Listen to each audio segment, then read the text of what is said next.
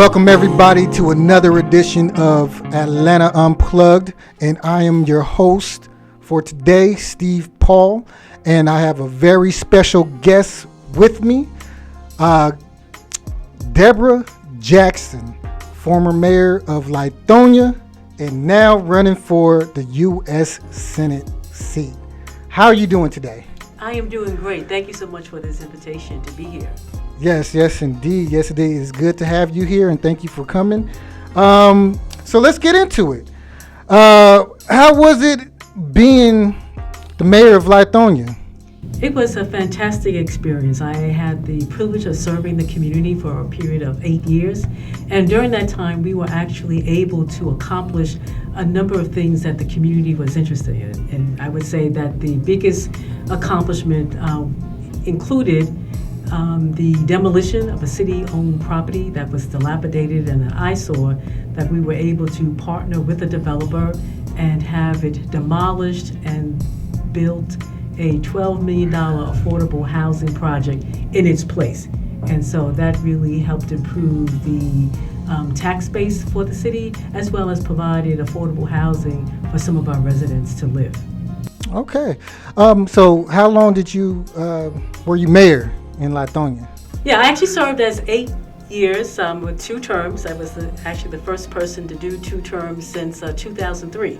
So that was really a privilege, and it showed the confidence that the citizens had in my leadership.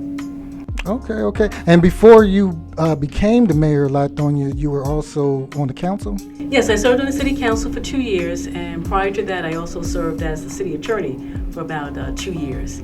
So I have a long track record working with the city. Oh, well qualified. Now, what does it mean to have a Senate seat?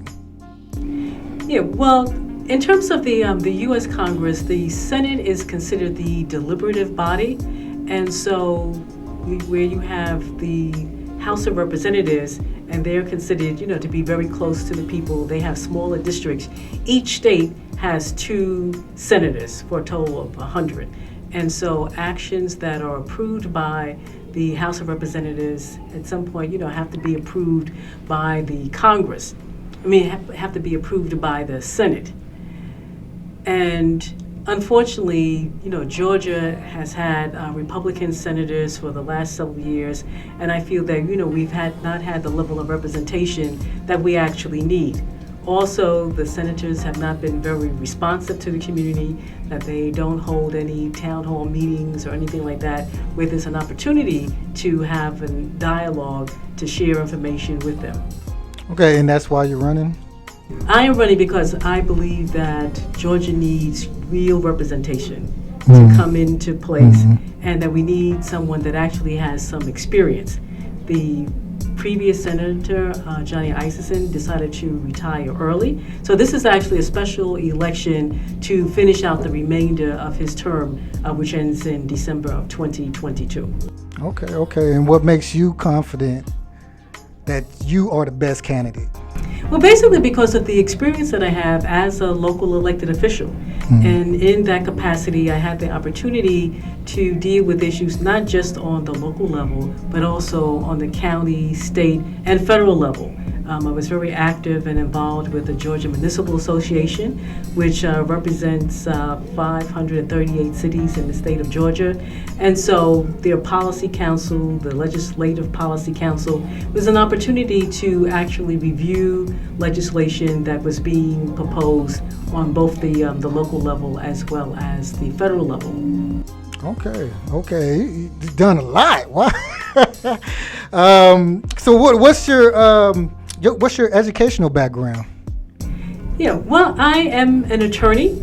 I went to Rutgers Law School in Newark, New Jersey, and I started my legal career working for legal services in Mississippi. So I've been in the trenches for a very long time. I have been a resident of Georgia since 2000, and during my work with the city of Lithonia, I wanted to get a better understanding and learn some additional tools in the area of community development.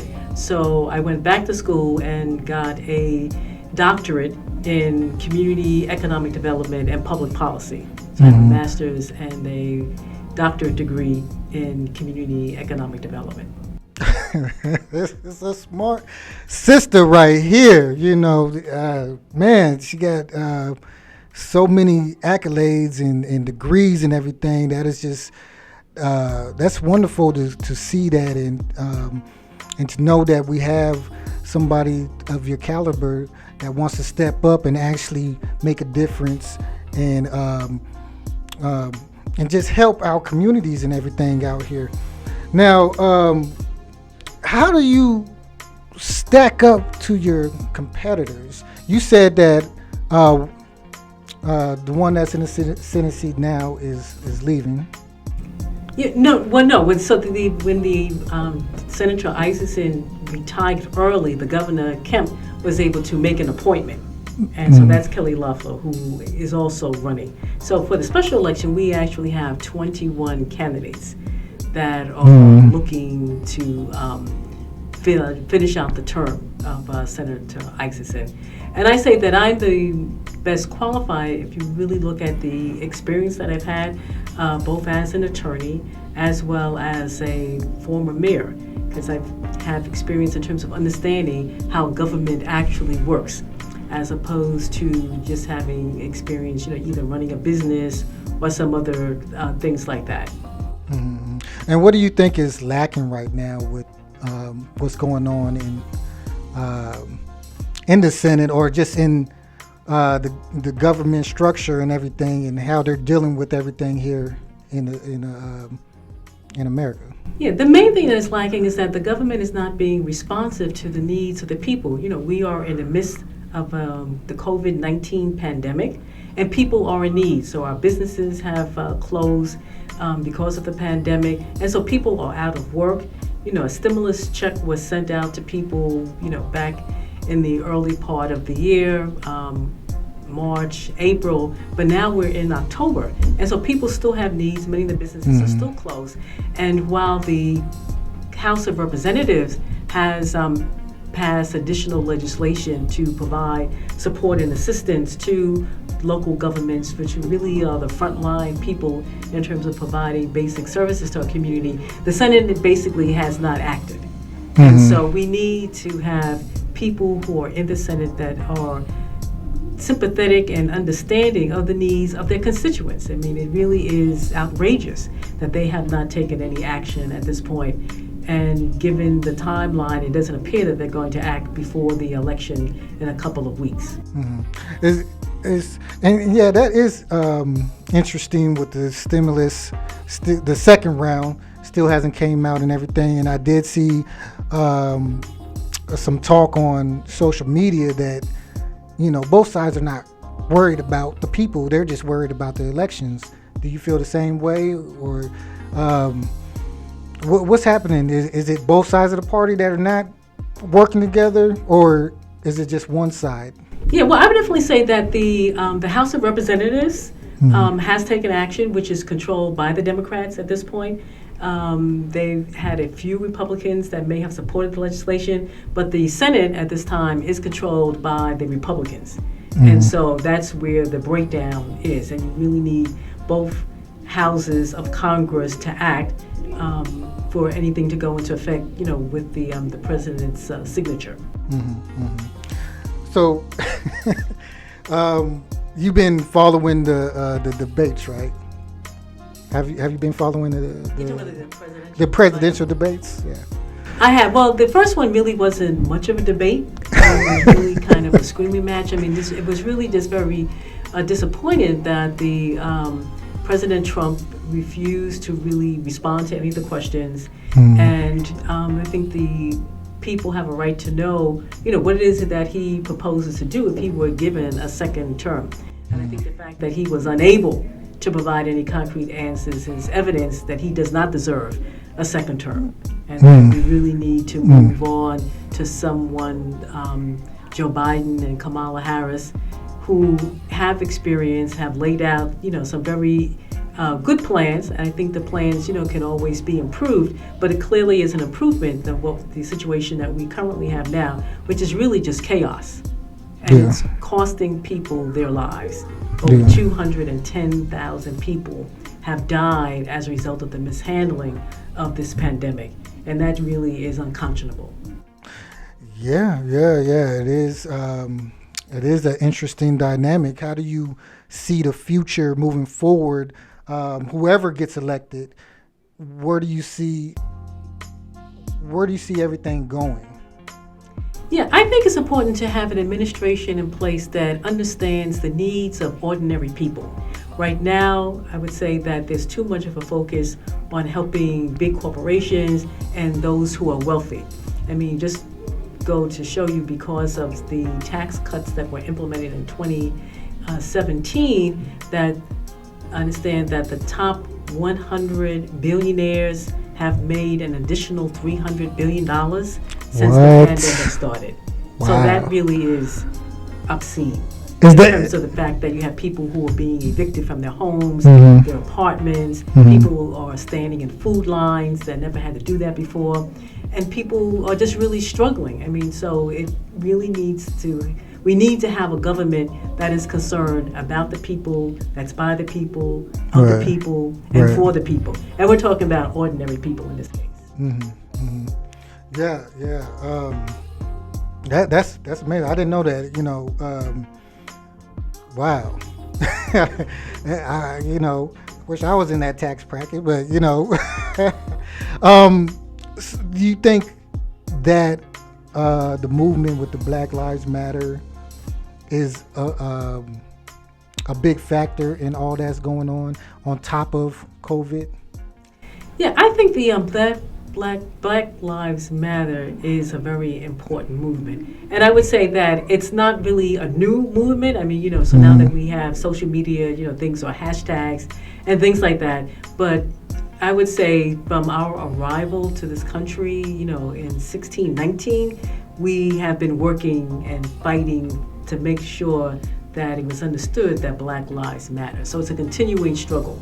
And I would say I was, somewhat heartened by the breadth of the demonstrations that were taking place during the summer. And so we've seen some slight changes taking place in terms of some changes in policing policies in some communities, some statutes that never should have been put up, have come down. Mississippi has even gotten rid of its Confederate flag, but those are symbolic things. We really need to have some fundamental programs that are put in place so that we're addressing the historic inequities that have existed in housing, education, employment, healthcare. Yeah, so when you get that sentencing, what is the first thing on your agenda? Yeah, well, the first thing on agenda, if they have not acted on it, is to make sure that the citizens of Georgia get the stimulus aid that they need. The second thing would be making sure that the Voting Rights Act is extended in terms of restoring the provisions that remove the federal pre-clearance requirements that has allowed, the various states to put all of these impediments in the way of people's ability to vote, because voting is the linchpin of our democracy. And so those would be the first two things. And then it's a long list. I mean, making sure that we have access to affordable health care. Now, I know this wasn't on the list of questions, but what do you think about reparations? Oh, I think reparations are definitely owed to our people. Okay. Without any hesitation. There's been a bill pending since 1989 that was initially introduced by Congressman John Conyers, to set up a commission just to study the issue. The first, that was 1989. The first hearing around that issue was not held until Juneteenth of 2019. So that's 30 years later. Oh, wow. And it's amazing to me that you would have people showing up at the hearing to talk against even establishing a commission to look at the issue. So I'm fully in support of the establishment of the commission. I think a very short time frame needs to be set, because a lot of research has been done in terms of figuring out what is actually owed to our people as a result of the enslavement, Jim Crow, and the continuing racial disparity that exists. Would you be able to help that out if you were elected to the Oh, absolutely. Senate seat? Okay, cool. Well, you got my vote. Did you hear Ice Cube's agenda for I don't know if it's for reparations or for black folks and what the states can do, but have you I haven't checked that never one out? You haven't checked that out? Let's Okay. check it out. Okay. But man, you are such a powerful woman, black woman on top of that, and you have a lot to offer in forms of education, experience, and wisdom and everything. So to let everybody know what you want to do and what do you want the people to know and what do you want the people to walk away from knowing Deborah Jackson? Yeah, I would say the main thing is that it's important that we elect leaders that actually have experience and competence for the job that they are running for. Just given where we are as a country, you need to have people who are ready to hit the ground running on day one, and I am that person. And so I am the first Democrat listed on the special election ballot. Oh, wow. And if you want more information, you can go to deborahforgeorgia.com and read about my different positions. But I ask for your support because this should not be a popularity contest, but it should be an election based on people who are qualified with the experience and have demonstrated their commitment to serve the community. Yes, indeed. People that have merits, people that have tangible, actual work behind them, actual, track record of being on the front line and actually doing the work with the education, with the know-how, and that's what we need. So, like I said, you have my vote. I agree with you on all the subjects that we spoke about, and I thank you for being here at Atlanta Unplugged, and All that's right. it. Well, thank you for the opportunity. Help me build a Georgia movement for ordinary people. And that's it, and that's all, and we are out.